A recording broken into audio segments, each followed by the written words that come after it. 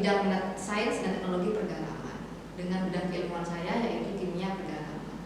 Salah satu mata kuliah yang saya ampu yaitu mata kuliah kimia garam yang merupakan mata kuliah wajib di program studi ilmu kelautan untuk mahasiswa semester 2. Tujuan dari pembuatan video ini yaitu dalam rangka pernyataan diri dosen dalam unjuk kerja Tridharma Perguruan Tinggi di bidang pelajaran.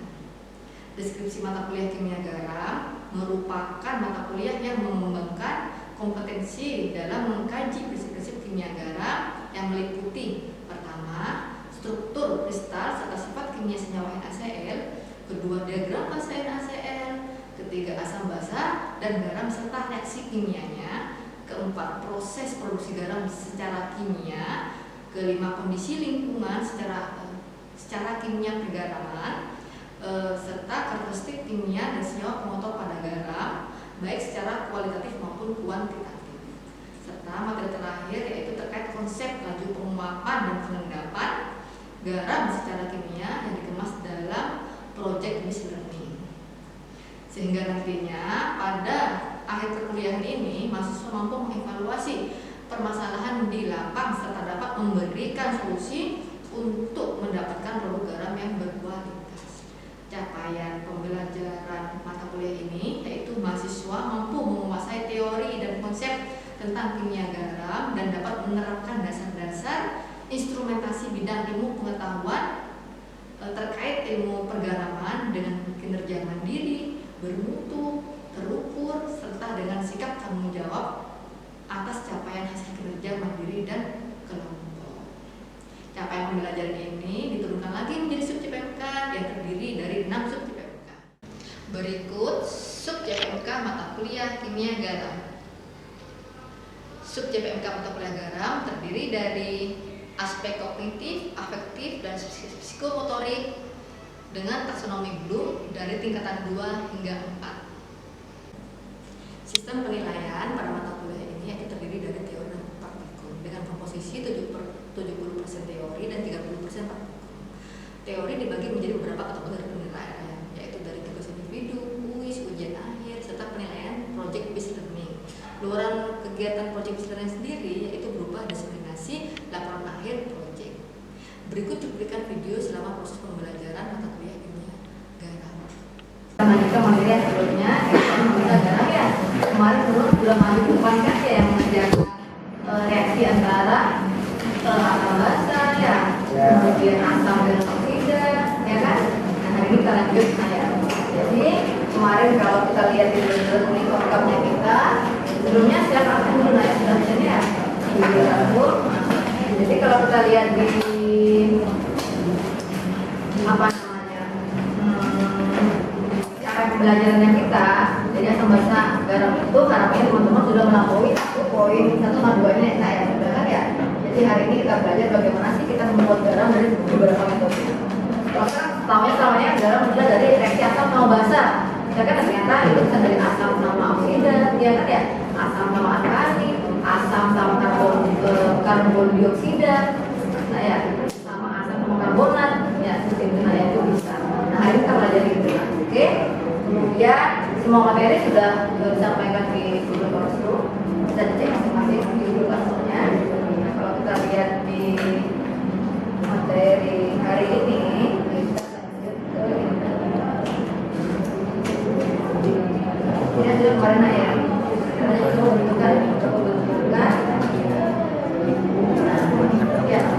Bagaimana sih kita membuat garam? Jadi kalau kita sekarang belajar garam, itu ternyata garam itu bukan hanya untuk dikonsumsi saja ya. Jadi garam itu bisa jenis garam ada yang untuk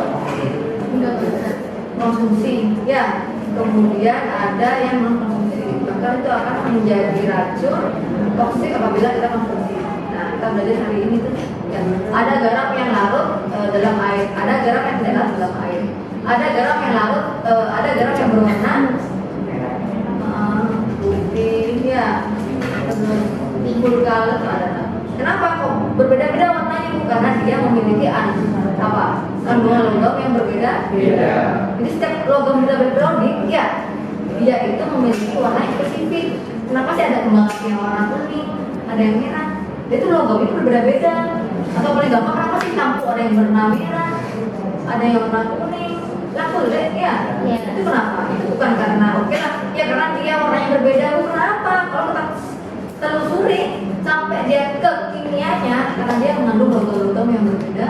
Ya, kenapa? Karena sekali lagi logam itu memiliki warna yang spesifik. Nah, kalau kita belajar di logam yang tadi itu, belajar kembali ke kimia dasar yang logam yang kita berprojek itu yang 114, nah ya. Jadi kalau dari kimia ya karena menyebarkan juga masih karena ya menyebarkan karena apa?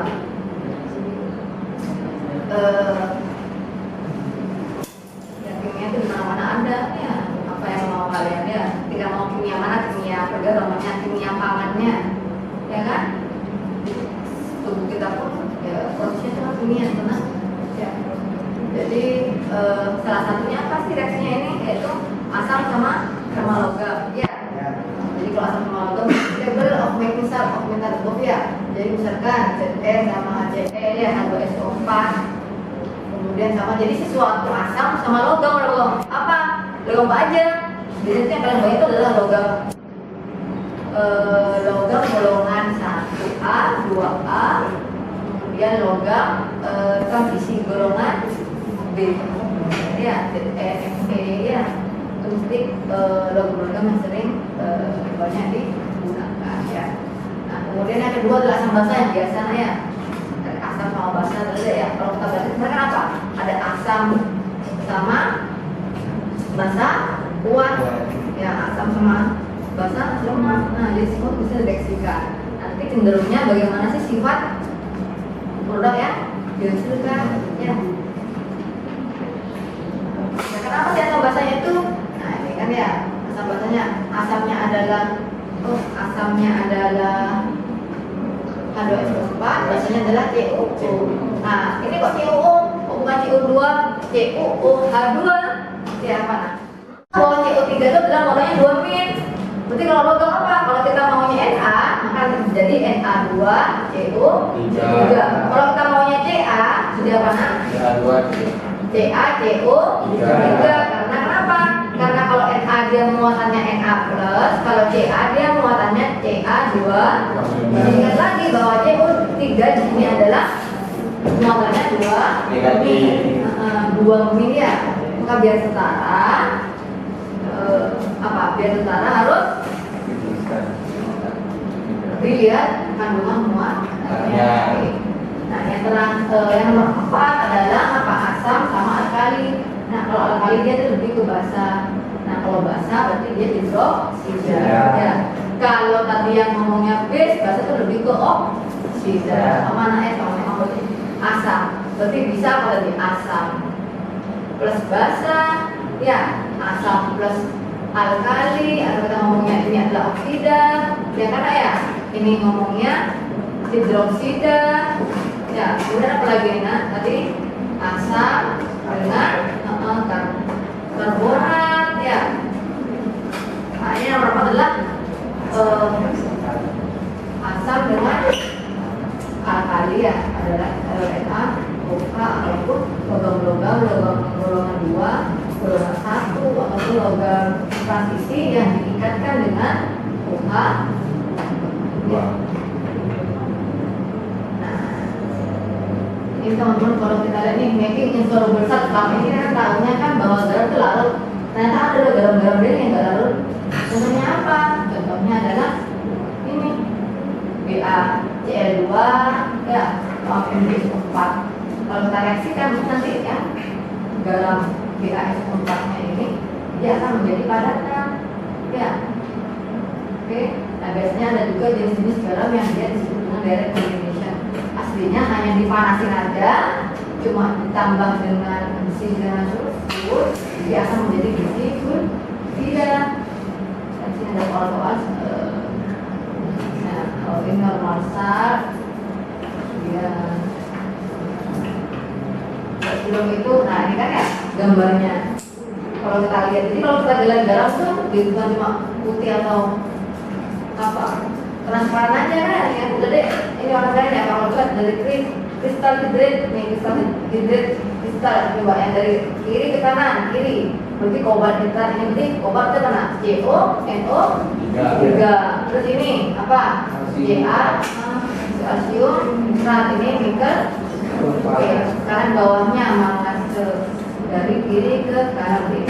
Ya kan ya, manganese sulfat, koper sulfat, kromium utak. Nah, ini biasanya itu paling banyak digunakan di dunia industri, lembaga industri, ya tekstil. Jadi kalau teman-teman tuh kalau lihat pewarna, ya kita lihat dulu. Misalkan kalau kita hubungkan ini ke industri, ya warna-warna itu gak semuanya yang grade. Ya kan bisa dia mengandung logam-logam berat. Apabila kita menggunakan itu, nanti kita akan apa? Kita akan terbakar-bakarnya, tapi nanti lama-kelamaan tempat itu akan apa ya, bereaksi dengan tubuh kita, ya kan ya? Atau paling gampang apa deh ya? Paling gampang kalau kita beli pakai piring yang dia itu warnanya cerah-cerah tapi dia nggak grade. Ada kan ya? Dengan ukuran yang sama, bentuk yang sama, looknya sama, tapi harganya satunya 100.000, harganya satunya 5.000, ada kan? Ya, boleh dibuat merek kan ya? Kayak apa? Kayak kalau kita beli Tupperware dengan tempat yang biasa, apa bedanya? Sama kan ya? Kenapa sih? Karena bahan-bahan yang digunakan itu berbeda. Ya, setidaknya aku paling gampang. Kalau kalian fisiknya apa sih? Fisiknya itu warna kan? Warna itu sama kan ya? Kenapa kok dia punya makanan itu yang murah? Karena dia itu menggunakan yang subgrade itu juga menggunakan subgrade. Jadi kalau kena panas, kena kita berkali-kali, maka nanti partikel-partikel kita yang dimakan itu pasti nanti akan masuk dalam tubuh kita. Atau paling gampang mikroplastiknya dan kawan-kawan ada ya. Jadi kalau kita benar-benar belajar sains kan ya, tapi kalau kita kan kalau namanya mahasiswa ikutin kan sehat ya, masuk aja semuanya kan ya. Kalau kita nyari apa yang bebas, yang food mah nggak penyakitnya kita tuh. Ada yang menanyakan ya. Nah sekarang nih kan nih kalau kita ngomongin garam, apa sih penggunaan garam itu bukan cuma untuk gimana nih, amonium klorida nih dibuat baterai, nitrat dibuat dia fertilizer itu pupuk ya, kalau drying agen pengering ya, aerosulfat air buat tablet, kemudian magnesium sulfat buat obatan. Juga yang gampang ini kan menangkap tuh kalau kita emah dan ya, kan potasium nitrat, gunpowder, apa gunpowder? Magnesium, bebok ya. Jadi kita sekarang lagi belajar garam bagaimana sih meningkatkan NaCl yang tinggi. Ya, luar negeri sekarang bukan ke NaCl-nya, tapi senyawa-senyawa minornya. Bagaimana sih senyawa-senyawa minor itu bisa menghasilkan apa? Potensi untuk menghancurkan. Kalian jawabnya ya kok. Terus sodium klorat, jadi sekarang mulai menjadi perdalaman dari dasar itu sudah selesai itu ya. Oke. Nah ini sekarang sebelum masuk ke sini coba siapa yang mau memberi contoh 4 ya 4 garam silakan bisa maju deh. Di bawah.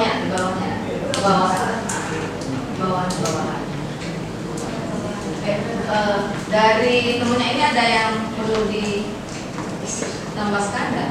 Yang soal nomor 2 terakhir sih, KS 3 ya. Ada yang kurang tahu ya?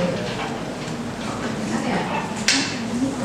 Ini kalau ini kan ini tanah ya. Terus dia apa lagi? Coba dihitung semua atau komponennya sama nggak kiri sama kanan penyetaranya itu? Hanya berapa?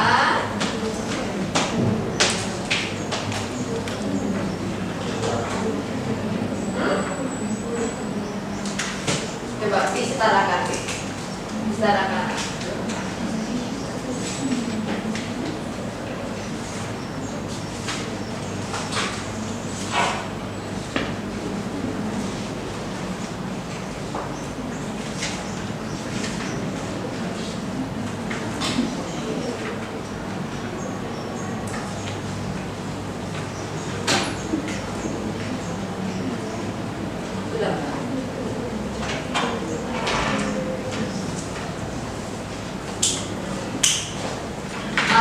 3K. Ini kenapa deh? Aku kok kena ya? Iya. Kalau aku kena nggak bisa. Itu nggak itu lewat kecil kecil ya. Akhirnya.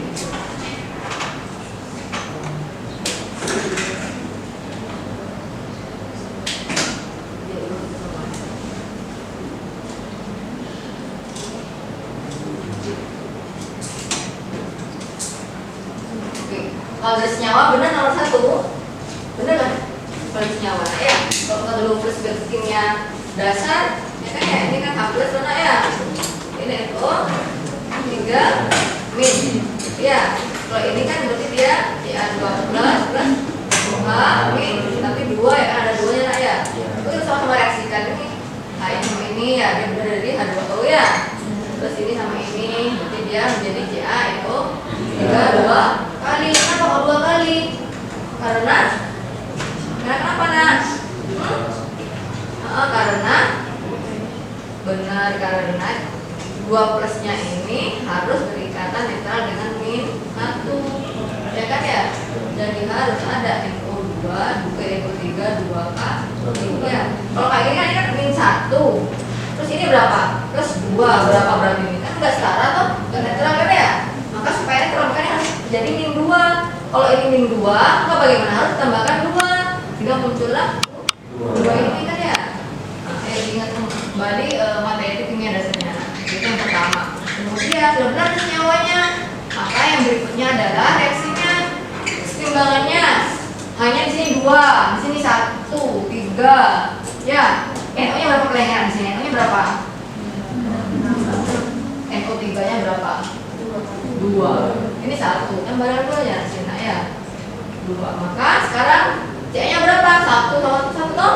Ya. Kemudian apa lagi deh? Yang kurang di sini? H2 O-nya ya. Hanya di sini ada 2. Kalau di sini ada berapa nak? 4 toh.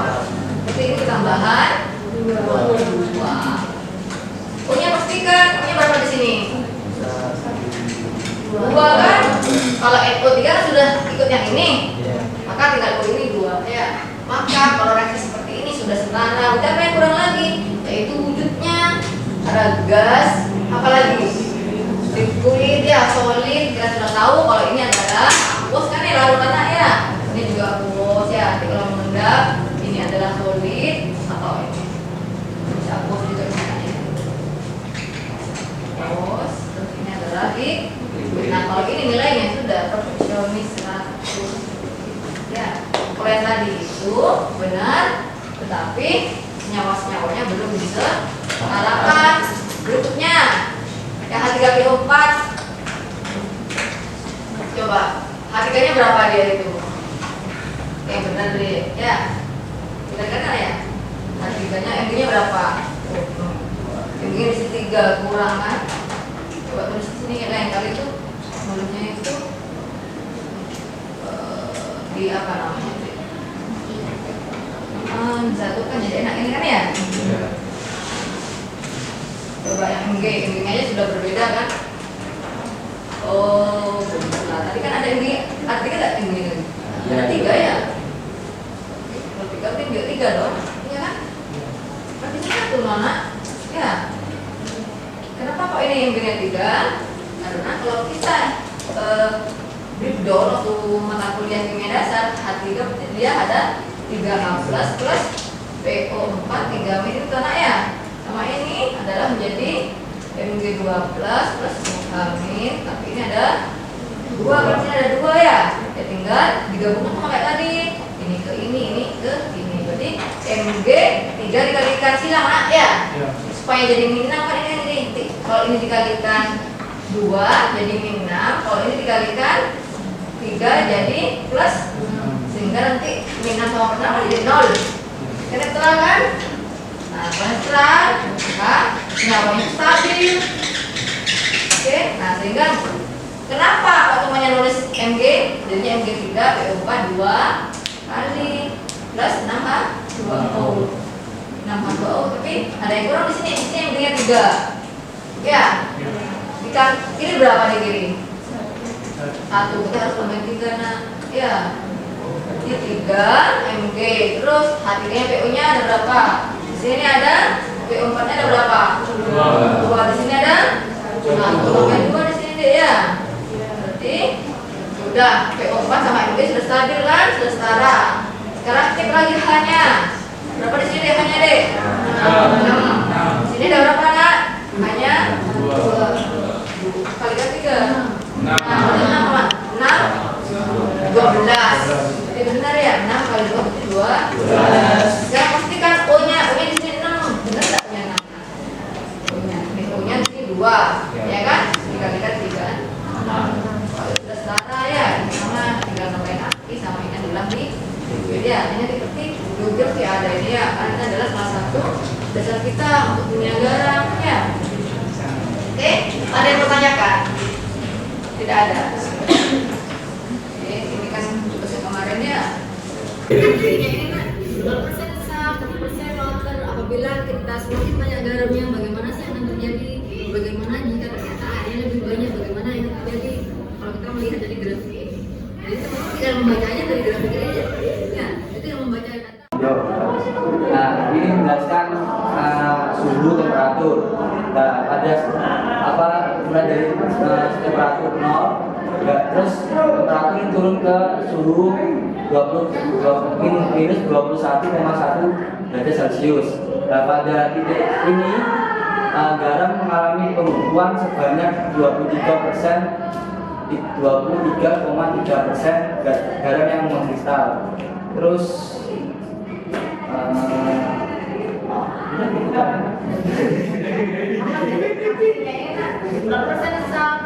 water. Apabila kita semakin banyak garamnya, bagaimana sih yang akan terjadi? Bagaimana jika ternyata airnya lebih banyak? Bagaimana yang akan terjadi? Kalau kita melihat dari grafik ini, jadi sekarang tidak membacanya dari grafik ini. Ya, jadi kalau membaca data.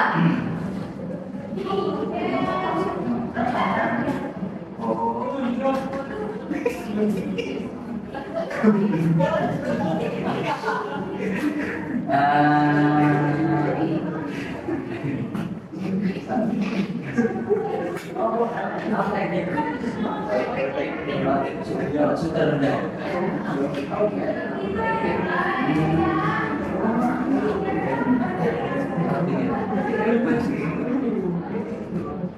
Jadi misal tadi garamnya 0%,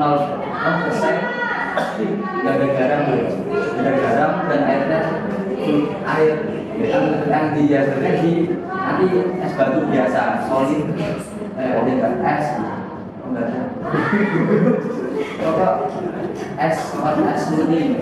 Nah, kalau ini kalau garam juga sal. Jadi kalau dengan garam pada nanti garamnya mengkristal. Jadi mengkristal ya bisa. Sebenarnya boleh ya. Jadi kalau pas dia 0% apa yang terjadi itu kayak batu itu. Ya, ya. Nah, semuanya ini dilihat dari mana? Yang pernah kita pelajari yang awal-awal di MSD, material sih data, material sih data sih. Ya pernah kan ya, nggak MSDS, NaCl, MSD ya. Jadi bukan hanya sifat fisika saja, tapi kimia serta bagaimana kalau kena percikan, bagaimana kita keamanannya bagi kita saat menggunakan bahan tubuhnya semuanya. Oke. Ada yang mau tanya? Cukup. Cukup. Jadi minggu depan dipahami lagi bagaimana terkait diagram kimia. Oke, kalau tidak ada pertanyaan, saya nyatakan tadi saya kayak mengerjakan tadi. Karena ada poin. Pendidikan sehingga hari ini ya garam ya. Di depan kita ketemu lagi. Tolong dipelajari terkait diagram variasi NaCl ya. Bagaimana sih setiap fasenya, kapan dia jadi solid, jadi larutan, jadi gas, gitu. Ada sejarahnya kan? Sejarahnya nanti. Sejarah. Kita ketemu lagi minggu depan. Terima kasih Libur. banyak. Libur. Oke. Jualan apa? Oh, iya.